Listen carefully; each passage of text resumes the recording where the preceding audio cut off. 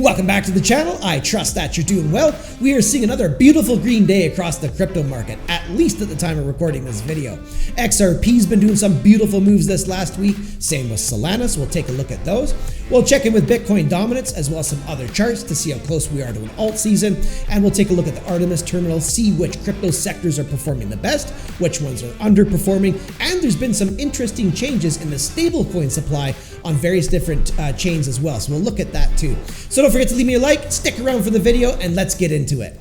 And we have a beautiful sea of green at the time of making this video. We've got some big winners here. Bonk up 22.1%, SPX up 17.6%, Floki up 15%, we've got Arrow up 11.8%, ENS 17.6%, and CRV up 15.3%. So congratulations to anyone that's holding those coins, because you're having a great day today. And we see the crypto fear and greed index just barely jumping into the greedy zone, ticking at a 68. And as far as a sentiment indicator is concerned, this has plenty of room to run to the upside before things would be considered extremely greedy. If we look at the line chart over here, you can see extreme greed begins at an 80 read on the y-axis. And when the fear and greed gets into that extreme greed zone, it can be there for quite some time. So things are looking good on the crypto fear and greed index.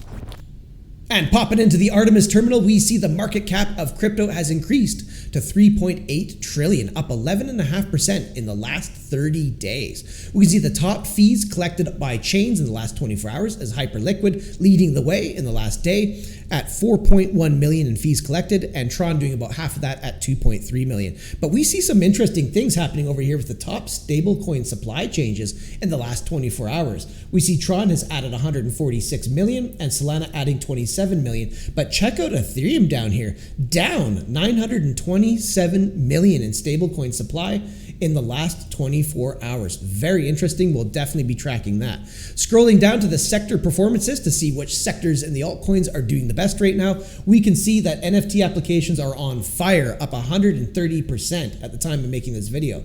We can see Ethereum at 22.3% and Gen 1 smart contracts at 21.3%. The three sectors that are currently underperforming is exchange tokens at 2.5%, privacy at 3.8%, and utilities and services at 7%. And I find that kind of interesting. I do think that both utilities and privacy are going to do well in the future, so it's interesting to see them underperforming. I'm seeing some privacy coins in the small cap just ripping right now. Privix would be one of those.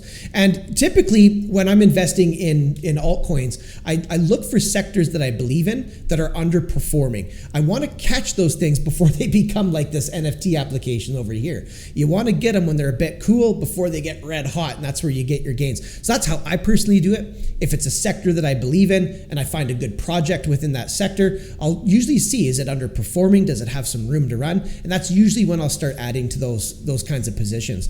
But yeah, NFTs absolutely just crushing it right now. And we've got utilities and services, not so much. Same with privacy and exchange tokens. So it'll be interesting to see how that plays out in the coming days. And jumping into Bitcoin dominance, we do see that Bitcoin continues to lose its dominance right here to the alt sector. Makes sense. We're seeing tons of altcoins flying right now, but in all fairness, this has not broken structure. What we're looking for in Bitcoin dominance is we're looking for it to break structure and create a downtrend structure. So on a daily time frame, that would at least be a breakage of this pivot right here. So maybe if we saw it come down, maybe it hits the 200 here, we get a bounce, rolls over. You want to see that series of lower highs and lower lows being printed on dominance, and that's when alt season gets very, very interesting. If we bring the dominance out to a weekly, you can see that no major structure is going to get broken until we at least take out this pivot way down here on that 55. So we need to see dominance come all the way down. Maybe it bounces off the 200, comes up, puts in that lower high and gets cooking to the downside.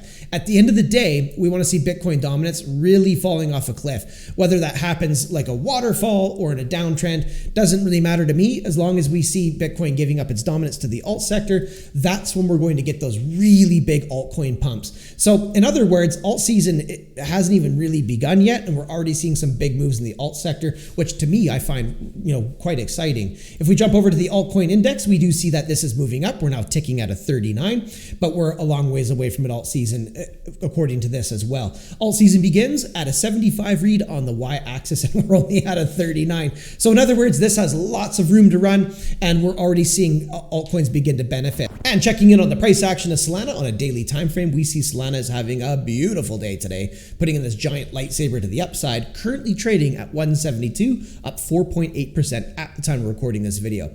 Quick follow-up from my last video when Solana was trading in this area here. I was saying for a bullish bias, I'm looking for Solana to get back above that white 200 simple moving average on candle body closures. And while it's at it, getting above this pivot right here that I marked with that horizontal line. So since putting out that video, I see Solana came up into that area. It put some wicks above the 200 and that pivot, but no candle body closures. But today we're getting something very interesting as Solana is putting in this giant celery stick to the upside, and it looks like we're going to get that condition met, and met quite well. So with that being said, the next thing I'm looking for Solana is getting up above this purple box right here, as I like to simply take things level by level. This purple box is marking out this pivot back here, where Solana kind of just double topped off of there and then sold off in somewhat of a meaningful way from that level.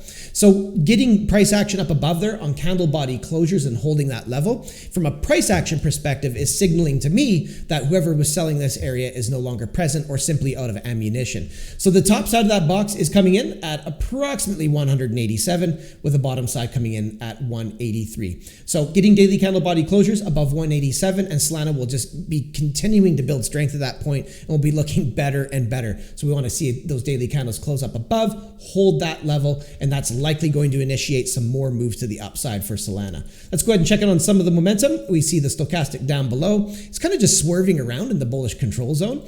It is crossed to the downside right now, but that will likely turn to the upside so long as Solana keeps this nice positive momentum and would have more room to run. So things are looking okay on the stochastic, simply in the bullish control zone. Beautiful price action. Down here in the RSI is looking good. We're seeing it aggressively angled to the upside, well into the bullish control zone. And we're seeing the EMA upsloped and heading towards the bullish control zone. So the RSI is looking really good here and has plenty of room to run even on a daily time frame.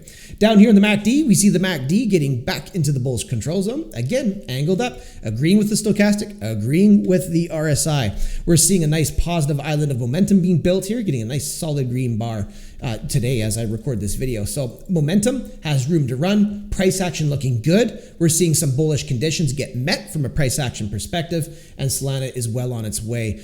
And the next area for me is going to be taking out this purple box zone. So we'll be paying close attention to that. And I'll be coming back and putting up more videos on this, of course. And quickly moving along to XRP, doing a quick follow-up analysis on this one as well.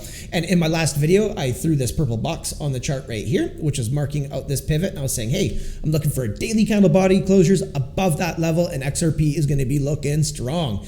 And since making that video, I see we got that daily candle body closure right here. Got that big wick to the upside, but in all fairness, the candle body did close up above there, and check out the volume down below. It was certainly supported on strong volume. The very next day, we actually got a back test of that purple zone right here with that wick. So we got the classic SR flip. So where the former resistance gets flipped into future support. And since back testing that level there, XRP is just ripped to the upside and looks like it wants to push for more even at the time I'm making this video. So we'll see what happens there. So that bullish condition got met right there, SR flip, and continuation to the upside. Now we're seeing some of the moving averages even get above that purple zone. We got the red 10 simple poking up through the purple box, and we have the yellow 21 working its way to that zone as well. And so long as XRP, even if it just traded sideways here, or better yet, moves to the upside, it's going to drag those moving averages above that zone. So looking very strong here. Also, we got that daily candle body closure back here above that white 200 simple, and you can see after the moment we got that, it was just nothing but green momentum to the upside. Things looking really good here for XRP. So with that being said, the next area I'm going to be watching from a price action perspective is going to be this pivot right here. So let's go ahead and quickly mark that out.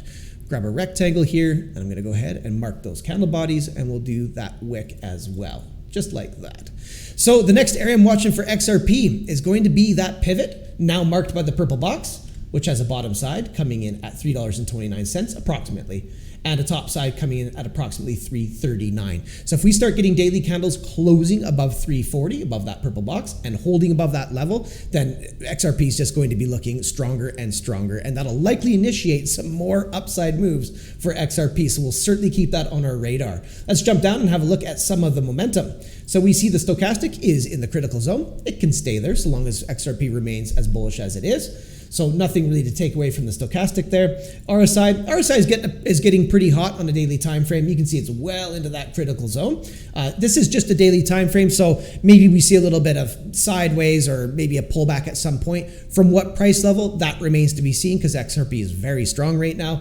But that is getting to be a pretty critical read on the RSI. We can see that the moving average is well into the bullish control zone, so that's looking good. But again, there could be some volatility. So maybe we see XRP come up, hit that purple box, and maybe it doesn't break through there on first pass. That remains to be seen. Just a daily time frame, so perhaps a little bit of volatility on the horizon there. We'll see. The MACD, well into the bullish control zone, angled aggressively to the upside, getting that nice positive island of momentum here. But we do see some lighter color bars beginning to form. So things a bit hot on the daily time frame, but price structure wise, looking really good. I mean, I don't think this is over. Maybe there'll be some days we see some pullbacks or maybe some sideways trading at some point in time. From what price level remains to be seen, but all in all looking good. Let's look at it on a weekly here. On a weekly time frame, XRP's got plenty of gas in the tank from a weekly perspective. We see the stochastic is just getting into the bullish control zone now. It has plenty of room to run to the upside. Looking good. RSI just getting into the bullish control zone just now with plenty of room to run to the upside. And we see the EMA is still in the neutral zone, but getting a positive slope as well. And dropping down to the MACD, look at this. Fresh bullish cross to the upside on the MACD and the first bar of positive momentum on the histogram in the first time in a very long time. So the weekly is telling us a different story than the daily. It's saying, hey, I've got gas in the tank and this could go much higher. So over time, weekly timeframes take more time to play out than a daily. But over time, the weekly is signaling that this has some room to go. Whether or not we get some volatility on the shorter term time frames, we'll just see. We'll ride that out and we'll see. But the next condition is going to still be that purple box. So once again, looking for daily candles to close above that 340 mark. We get that, and XRP will be signaling nothing but strength at that point in time, and right now is looking good. That does it for this one, everyone. Thanks so much for coming by and checking out this video. I'm looking forward to seeing you in the next one, and until I do, have yourself a powerful day.